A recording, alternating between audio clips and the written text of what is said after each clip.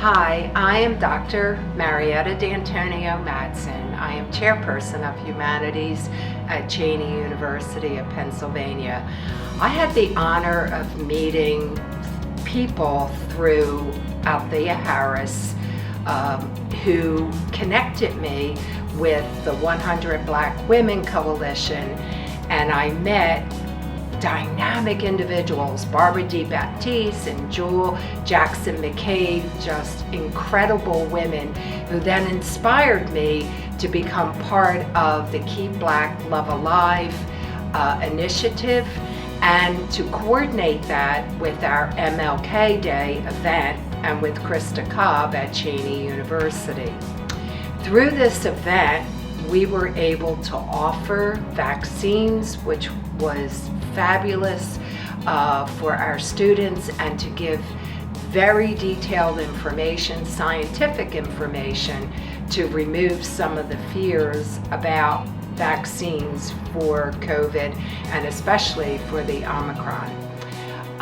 And included, we had Mayor DeBaptiste, who gave a beautiful, beautiful speech about self-care and self-love and how love is associated within the community, and taking care of yourself, making sure you are healthy, and then keeping Black love alive, because you're spreading that knowledge and that health to your family and community.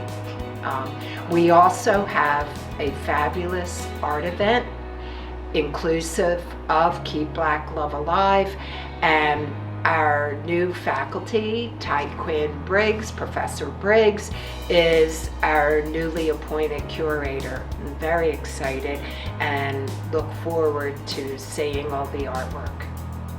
Thank you. Hi, my name is Christina Cobb. I'm the Director of Diversity, Inclusion, and Social Responsibility here at Cheyney University. The Keep Black Love Alive event provided our students with an opportunity to utilize their own creative expression to tell their story. Students were able to hear spoken word, and they were also able to create their own artwork to demonstrate what Black love means to them. Here at Cheyney, we're all about creating an inclusive campus culture and climate for our students, staff, and faculty. The Keep Black Love Alive event enabled us to do that on a grand scale through utilizing art and storytelling with our campus community. My name is Kissy Morris, and I am the Provost and Chief Academic Officer at Cheyney University of Pennsylvania. We recently had a Keep Black Love Alive event here at Cheyney University on MLK. It was really important for us to have this event to raise COVID awareness amongst our university community, for our students, for our faculty, and for our staff. The Keep Black Love Alive event assisted us in being able to have our students and our university community express themselves artistically based on how they were feeling amidst COVID and everything that's been happening recently. It was an outlet, but it was also a way to show that first we need to love ourselves before we love one another in this time when we needed to be able to take care of each other, health-wise, emotionally, and everything else that's involved with making sure that we remain a safe community. It was also an opportunity for students to be able to get tested for COVID as well as get vaccinated. Rather than be searching for places to go to do those types of activities, we wanted to be able to bring it right here home in our university community for our faculty, for our students, and for our staff. The Keep Black Love Alive event really helped us to do that and really provided an outlet for our students, our faculty, and staff to be able to express themselves while we all share in the love. I'm Hazel Spears, and I teach psychology here at Cheyney University. And I'm also the director of the Freshman Orientation Program, the Academic Learning Communities. So the question is asked, how do events like the Martin Luther King Remembrance and Keep Black Love Alive help students here at Cheyney? Well, As I look around the room and I see all these amazing pictures in the graphic design department, and you look into each and every one of them and you're inspired. Something is turned on, you're taken someplace. And that's what events like that one do for our students. Take them places they haven't been, but very much need to go.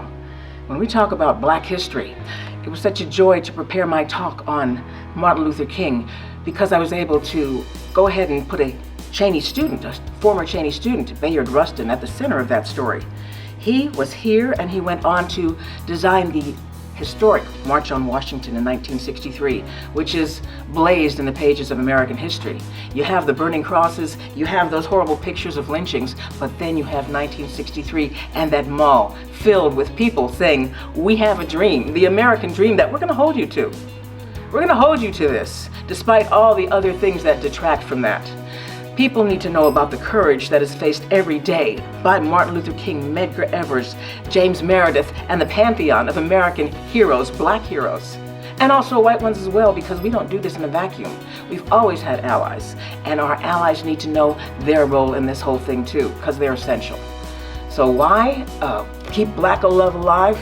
That's the point of Black love, to keep the American dream alive, to keep a refuge for all people around the world to know there is a place of integrity, of a future, of prosperity in all ways, of inspiration. And that's why they're trying to hide it in the history books. They're trying to hide some of the unattractive things they did and some of the heroic things that were done by the other side. And our kids need to know which side that they're on, our students do. And they need to know that sometimes there's things that are even more important than your life, and certainly much more important than your pocketbook. And that's what the dream is all about. And it's not just an American dream, it's the dream within each and every one of us. And that's what events like the Martin Luther King Day and keeping Black love alive are beneficial for. That's why we do them. Thanks. Hello, my name is Tristan Briggs, and I'm a professor of art and design at Cheyney University. I was lucky enough to participate in a wonderful event hosted by Cheyney University on MLK Day in partnership with Keep Black Love Alive. This was a wonderful event that helped many people learn about the best tools and practices to protect themselves against COVID-19. COVID affected me in many ways, however, physically distancing myself from my friends and families and the people I love was the most difficult. This challenged me to take responsibility to protect myself and others from spreading this deadly virus and cultivate new trustworthy relationships with myself and others. Thank you. Hi, my name is Veronica Lindsey. I am an alumni from Cheyney University. I graduated back in 2018 with a graphic design degree and fine art degree. COVID-19, I can honestly say, impacted everyone's lives, but personally for me it was a very difficult past 2 years to overcome. Originally, I had decided to go back to school for my master's degree in clinical mental health counseling and art therapy at Edinburgh University. I was offered the opportunity to work at the university and I happily accepted. I moved 7 hours away from home and it was definitely a life-changing experience. However, little did I know COVID was going to start a few short months into my first semester for my master's degree. I can honestly remember slowly seeing different little signs, but never seeing anyone truly take them into notice or consideration. And I feel like that's probably one of the things that could have been changed to help us later on, that we look back on and hopefully learn from. But as time goes on and you hear more and more on the news and you hear about fatality numbers going higher and higher, it definitely hit home once I started seeing that some of my family members were getting it. While I was living at the university, my family was even calling me saying, hey, come home, things are not safe. So it was very challenging to continue my job at the university. But finally, once things were at their peak, everyone was dismissed from the university. And unfortunately, I lost my job, but fortunately, I was with my family during a time of need. As time went on, I lost my grandmother, which was very difficult, and a close cousin as well. Overall, even when my family got it personally, it was very challenging to see how it impacted everyone differently. Some of the ways that I was able to cope was the fact that I started doing art again, and I was able to reconnect with my family since we were all quarantined together. It was one of those rare occasions where we were able to come together and work through and just be as a unit like we used to be when we were younger. I felt like COVID was one of the things, although it was very challenging and difficult in itself, it was also a blessing in some ways because we were able to get time together. So that's my story, and thank you. Hey, my name is Amir Campbell. I am a Cheyney University alumni and currently a University of Delaware MFA student. COVID has affected me in many ways.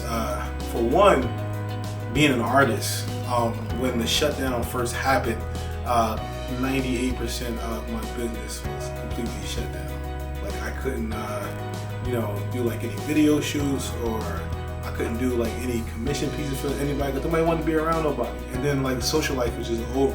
And then being one who actually had COVID at one point, it took away like 2.5 weeks of my life, and made me question life in itself. Like not in the sense of me doing anything to myself, but wondering if I still was going to be here because of how the effects of COVID had on me.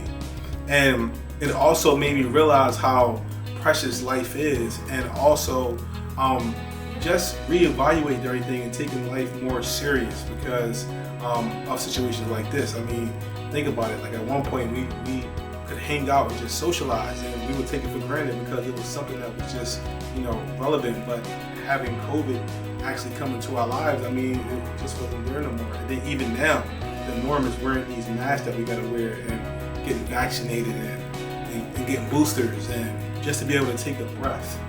I mean, think about that. Like, you gotta get vaccinations and boosters just to even breathe. It takes the meaning of I can't breathe to a whole other level. Yeah, to cope with COVID, I pretty much went inside of myself. I began to paint more. I began to explore life more to see what really matters to me. So I began to write poetry. I began to play instruments. I began to just, do more of the things that made me excited about living. And that's pretty much how I cope with it. And then now I'm in a better place.